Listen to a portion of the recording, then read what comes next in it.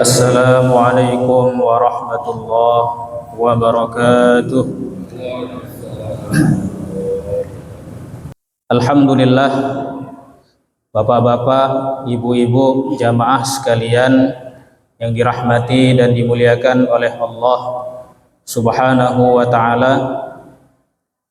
Lagi dan lagi bersyukur kita kepada Allah Subhanahu wa ta'ala atas limpahan nikmat dan karunia yang Allah Subhanahu wa ta'ala berikan kepada kita. Terlebih lagi Allah Subhanahu wa ta'ala sudah kabulkan doa kita mulai dari bulan Rajab, Sya'ban hingga Ramadan lah sekarang ini. Kita doa, Allahumma barik lana fi Rajaba wa Sya'bana wa ballighna Ramadan. Alhamdulillah, kita termasuk orang-orang yang dikabulkan doanya oleh Allah Subhanahu wa ta'ala, sehingga sampailah kita ke bulan suci Ramadan. Banyak saudara-saudara kita hadirin yang mulia, doa dia tapi memang belum dikabulkan oleh Allah Subhanahu wa ta'ala, malah dia meninggal dunia menghadap ke sisinya Allah Subhanahu wa ta'ala. Maka kita hadirin yang dimuliakan oleh Allah Subhanahu wa ta'ala, alhamdulillah masih diberi kesempatan untuk beramal ibadah di bulan suci Ramadan. Untuk kajian hari ini hadirin yang dimuliakan oleh Allah Subhanahu wa ta'ala, kita akan membahas satu hadis yang mana hadis ini sangat penting untuk memicu kita semangat di dalam beramal ibadah di bulan suci Ramadan. Nabi sallallahu alaihi wasallam pernah bersabda dalam satu hadis riwayat Sayyidina Abu Hurairah, ini diriwayatkan oleh Imam Bukhari dan Imam Muslim, hadis sahih. Nabi sallallahu alaihi wasallam bersabda, as-salawatul khamsu wal jumu'atu ilal jumu'ah wa ramadhanu ila ramadhan mukaffaratun lima bainahunna izajtanabal kabairu. Yang artinya Rasulullah sallallahu alaihi wasallam bersabda, salat 5 waktu, Jumat ke Jumat berikutnya, Ramadan kepada Ramadan yang berikutnya adalah penghapus dosa di antara waktu-waktu yang disebutkan tadi. Di antara waktu sholat 5 waktu, di antara waktu 2 Jumat, dan di antara waktu 2 Ramadan. Tapi kata Nabi sallallahu alaihi wasallam, izajtanabal kabairu, seorang mendapatkan pengampunan tersebut apabila dia menjauhi ataupun meninggalkan dosa-dosa besar.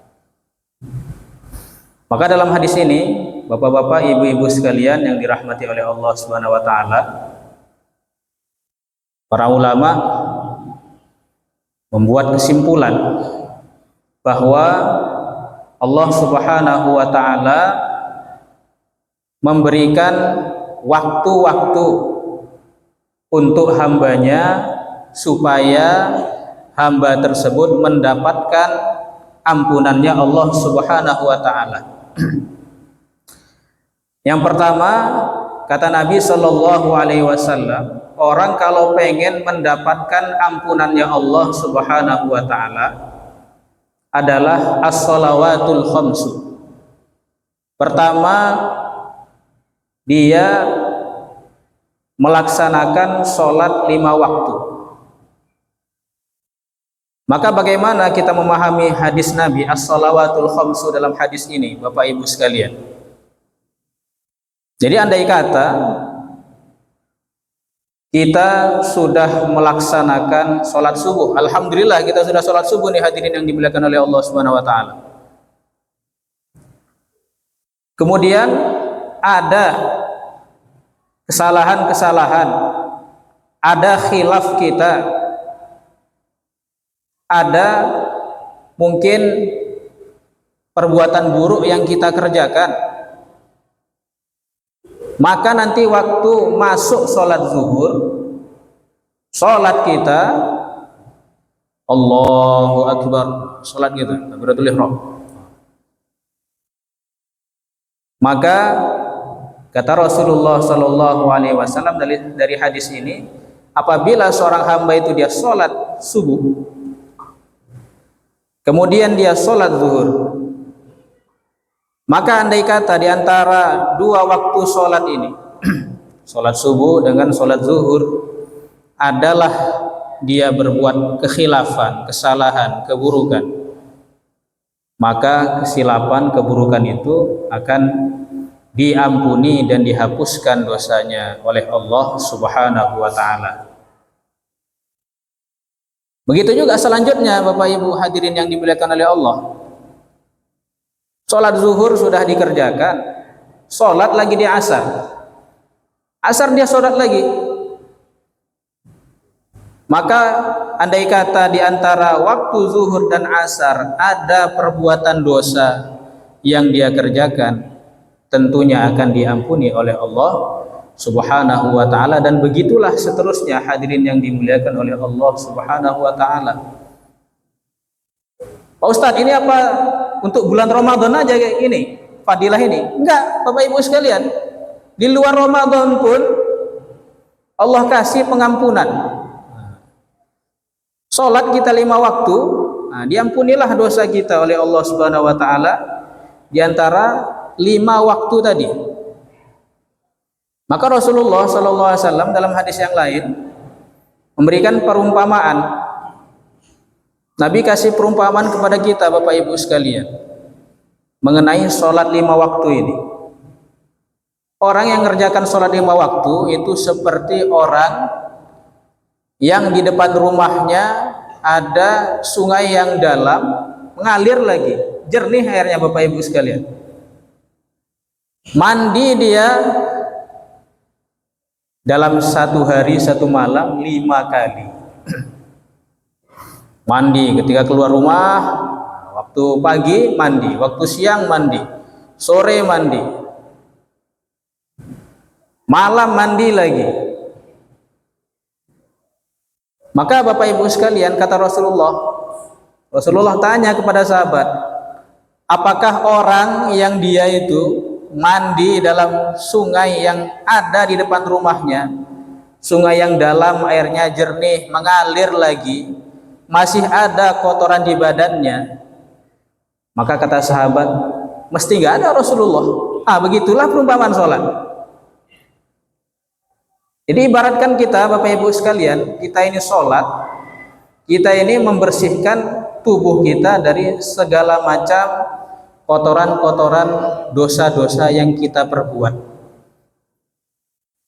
Maka inilah waktu Allah Subhanahu wa taala menghapuskan dosa-dosa hambanya per hari. Ya Allah taala kasih per hari Bapak-bapak sekalian, ibu-ibu sekalian yang dirahmati oleh Allah. Jadi tiap hari kita ini bisa menghapuskan dosa-dosa kita kalau kita mau. Masalahnya Bapak Ibu sekalian, inilah sholat 5 waktu nih. Kadang berat kita kerjakan. Allah sudah kasih kesempatan. Allah sudah kasih kesempatan untuk melaksanakan, untuk menghapuskan dosa-dosa kita yang kita kerjakan. Tapi kalau nggak kita kerjakan itu amalan penghapus dosa tadi, maka ya dosa kita yang nggak dihapuskan oleh Allah Subhanahu wa taala, malah nambah dosa. Maka dalam kitab Sulamut Taufik Bapak Ibu sekalian yang dirahmati oleh Allah Subhanahu wa taala, diceritakan oleh musannaf di situ, orang itu ketika azan berkumandang, ya setiap muslim itu ketika azan berkumandang wajib dia ngerjakan salah satu dari dua perkara. Wajib dia ngerjakan salah satu dari dua perkara. Satu, Bapak Ibu sekalian, wajib dia langsung ngerjakan. Wajib dia langsung ngerjakan sholat.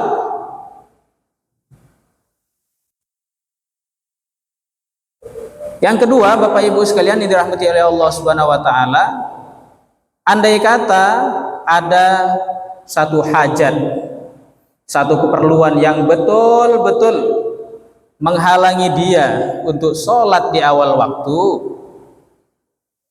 maka dia harus azam. Maka dia harus azam, harus ada keinginan melaksanakan sholat itu di dalam waktu sholat. Ya, contoh dia azan zuhur. Contoh azan zuhur berkumandang. Ya. Rupanya Bapak Ibu sekalian yang dirahmati oleh Allah Subhanahu wa taala, ada hajat yang mana tak bisa ditinggal. Maka ketika azan berkumandang itu dia harus azam. Harus ada keinginan dia melaksanakan sholat zuhur itu di waktunya. Contoh misalkan azan zuhur jam 12:30. Azan zuhur jam 12:30, Bapak Ibu sekalian yang dirahmati oleh Allah Subhanahu wa taala. Pas 12:30 itu ada pula hajatnya, ada pula keperluannya, sehingga tak bisa dia langsung sholat di awal waktu. Niat dia azam, dia ingin nanti saya insya Allah akan ngerjakan sholat itu jam 1. Rupanya Bapak Ibu sekalian yang dirahmati oleh Allah Subhanahu wa taala, belum sampai jam 1, jam 12:30 lewat, jam 12:30 lewat 10 menit, dia pun sudah dipanggil oleh Allah Subhanahu wa taala. Maka orang yang seperti ini, kalau dia sudah azam, sudah ada keinginan dia untuk melaksanakan sholat di waktunya, maka dia tidak maksiat, hadirin yang dimuliakan oleh Allah Subhanahu wa taala. Nah, maka dua perkara ini, salah satu dari dua perkara ini wajib kita kerjakan. Kalau kita mampu mengerjakan di awal waktu, tidak ada uzur, kerjakanlah di awal waktu. Kalau andai kata kita ada uzur tadi, maka azam. Kita harus punya keinginan, harus niat untuk melaksanakan sholat itu di waktunya. Sehingga apa Bapak Ibu sekalian, mati kita nanti andai kata, meninggal dunia kita, tidak kita maksiat. Tidak kita maksiat. Lah orang yang nggak azam gimana Pak Ustadz? Maksiat. Nah, maksiat Bapak Ibu sekalian yang dirahmati oleh Allah Subhanahu wa taala. Nah, maka mulai hari ini Bapak Ibu sekalian, pentinglah dua perkara ini. Salah satu dari dua perkara ini kita kerjakan. Supaya apa? Supaya nanti andai kata kita wafat lah, belum sempat kita sholat, nggak dihitung maksiat kita. Tanya oleh Allah Subhanahu wa taala, ditanya malaikat, kenapa kamu menunggu waktu sholat, menunda waktu sholat? Oh, saya udah azam kemarin, cuman ada hajat.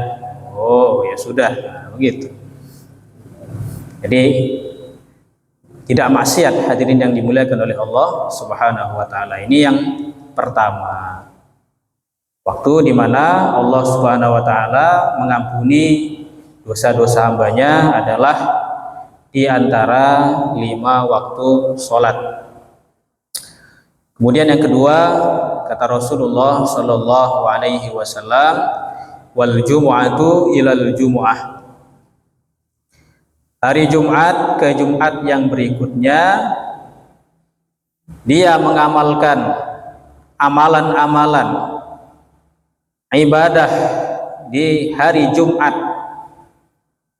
Dia sholat Jumat, dia sedekah, dia baca surat Al-Kahfi, baca Salawat kepada baginda Rasulullah Sallallahu Alaihi Wasallam.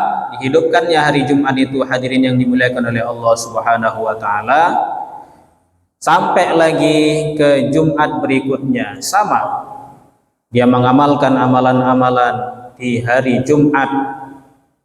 Maka andai kata ada seminggu, ya, dari Jumat satu ke Jumat berikutnya, satu minggu, Bapak Ibu hadirin yang dimuliakan oleh Allah Subhanahu wa taala, ada kesalahan yang dia perbuat, maka orang seperti ini kalau dia mengamalkan amalan-amalan full di hari Jumat, ya, maka dosanya diampuni oleh Allah Subhanahu wa taala. Dan hari Jumat ini Bapak Ibu sekalian bukan hanya untuk laki-laki saja. Ibu-ibu pun beramal ibadahlah di hari Jumat. Oh, ini Jumatan ini untuk bapak-bapak aja ini. Amalan-amalan hari Jumat pun perlu ibu-ibu kerjakan. Jangan pula nanti apa namanya, orang azan Jumat ibu main HP pula. Nah, itu. Memang tak wajib, tapi sebaiknya lah kita ini beramal ibadah di hari Jumat. Karena memang perasaannya Bapak Ibu sekalian, ya, itu memang nggak wajib bagi ibu-ibu. Tapi kalau kita beramal itu, dapatlah kita fadilah al-jumu'atu wal jumu'atu ilal jumu'ah. Nah, jadi tidak wajib, tapi bagusnya ibu-ibu mengamalkan amalan-amalan hari Jumat, baca surah Al-Kahfi, baca sholawat, kurang lebihnya seperti itu. Kemudian yang ketiga, Rasulullah Shallallahu Alaihi Wasallam sabdakan, wa Ramadhanu ila Ramadhan, Ramadan ke Ramadan berikutnya menjadi penghapus dosa di antara dua waktu tersebut. Jadi Bapak Ibu sekalian yang dirahmati oleh Allah Subhanahu wa taala, alhamdulillah kita ini di bulan Ramadan. Tahun kemarin pun kita ini sudah dapat bulan Ramadan. Maka bulan Ramadan ini Bapak Ibu sekalian yang dirahmati oleh Allah Subhanahu wa taala, kita perbanyaklah ibadah. Kita hidupkan amalan-amalan, amalan wajib, amalan sunnah. Yang sudah amalan wajib hari-hari tingkatkan, amalan sunnahnya dikuatkan. Kenapa Bapak Ibu sekalian yang dirahmati oleh Allah Subhanahu wa taala? Dilipat gandakan kita apa namanya itu, mengamalkan amalan-amalan fardu dan amalan-amalan sunnah di bulan suci Ramadan ini. Tidurnya orang puasa pun Bapak Ibu sekalian yang dirahmati oleh Allah Subhanahu wa taala dihitung ibadah. Tapi kata para alim ulama Bapak Ibu sekalian, nah, jangan disalah pahami ini. Tidurnya orang puasa itu ibadah. Jangan pula tidur aja nggak sholat. Nah, ini salahnya Bapak Ibu sekalian. Nah, udah ibadah saya ini Pak Ustaz. Tidur aja lah.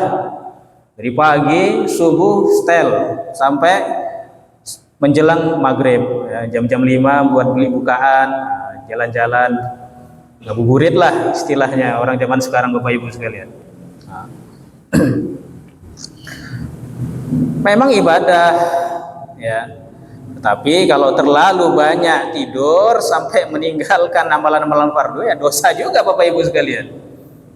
Bahkan kata para alim ulama, orang terlalu banyak tidur di bulan Ramadan itu, ya, makruh hukumnya. Makruh. Jadi gimana nih Pak Ustaz? Sebetulnya ini tidurnya ibadah itu, ya kita melakukan aktivitas kita, ya melakukan aktivitas kita seperti biasa. Yang ibadah, yang sholat, baca Quran. Kalau capek tidur kita Bapak Ibu sekalian, nah itulah tidur yang dihitung ibadah tadi. Dan semuanya tidur pula. Nah, gitu. Jadi mujahadah, susah payah kita di dalam bulan suci Ramadan ini jadi berkurang.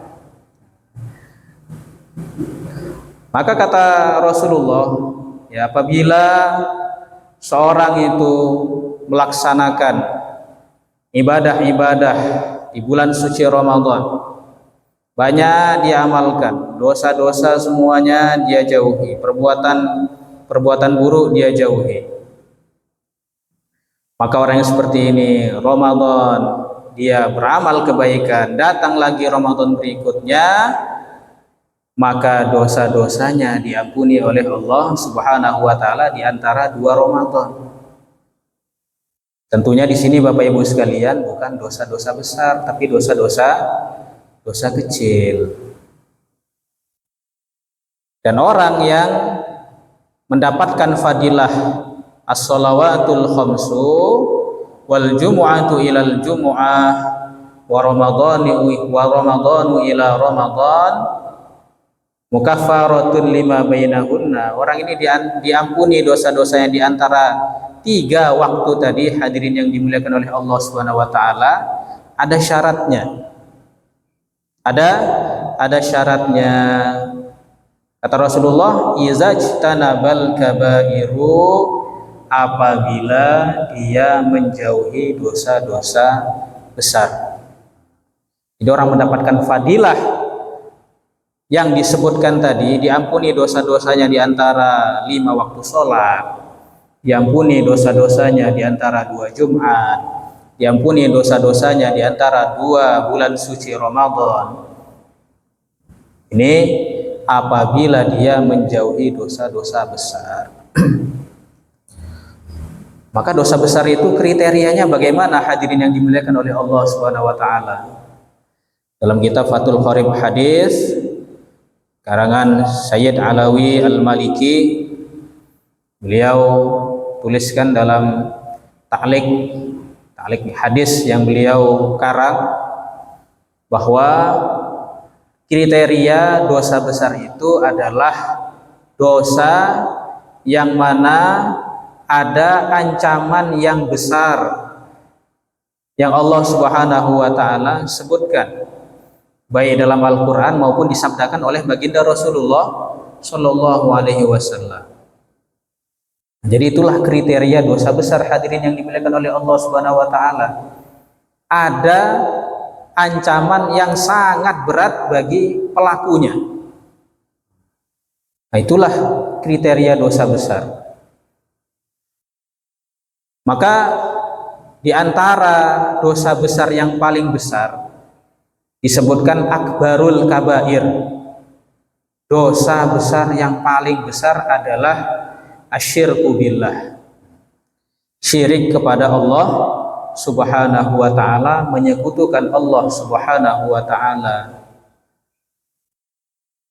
Maka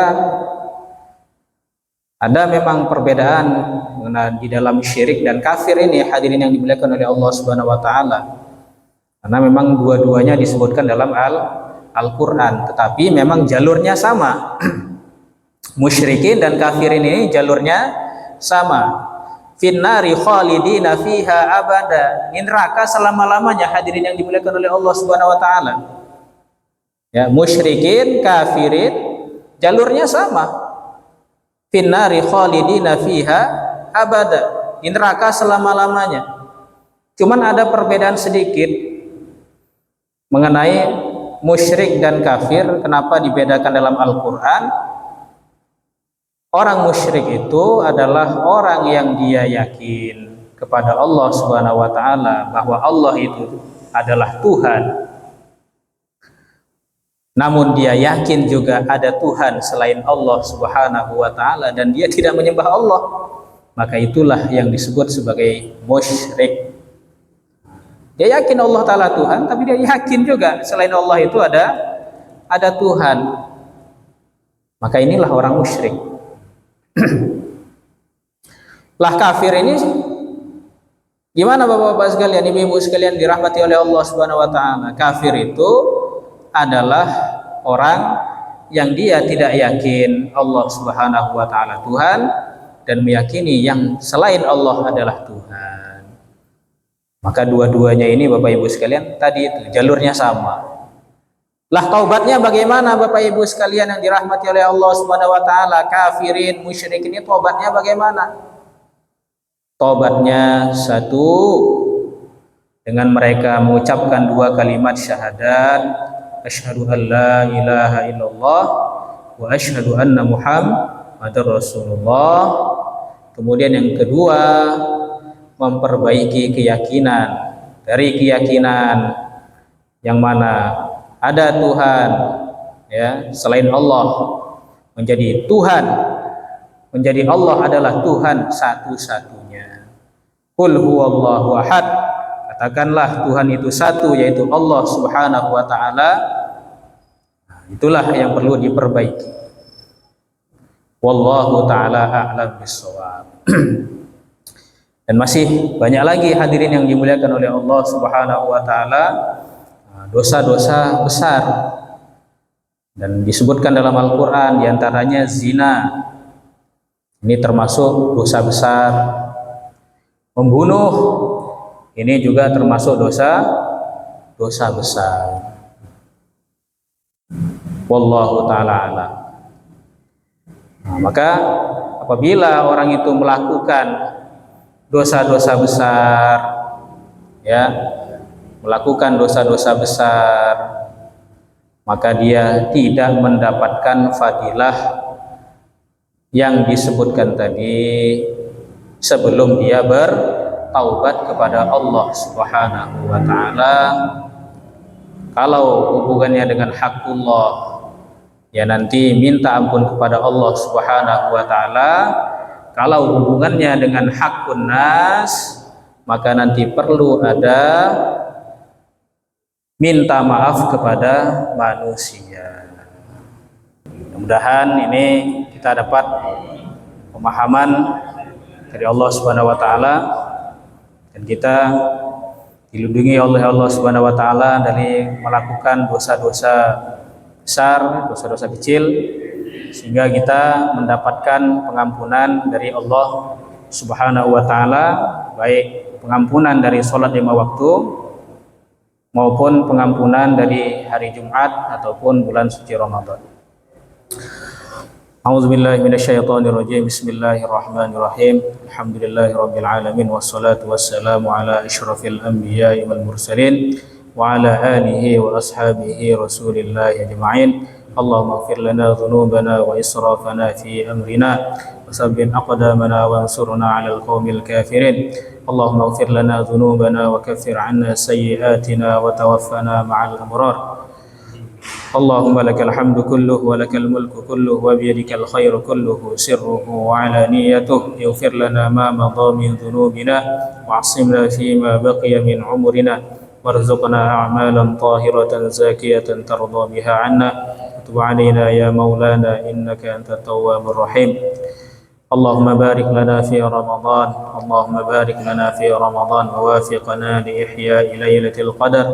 اللهم اجعل رمضاننا هذا فاتحة الخير لنا وللمسلمين مباركة لنا وللمسلمين عتقا لنا وللمسلمين من النار أجمعين.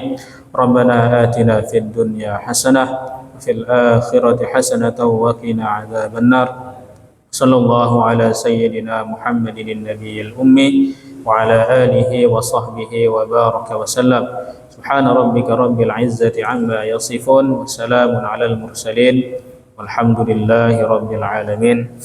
Billahi taufiq wal hidayah. Assalamualaikum warahmatullahi wabarakatuh.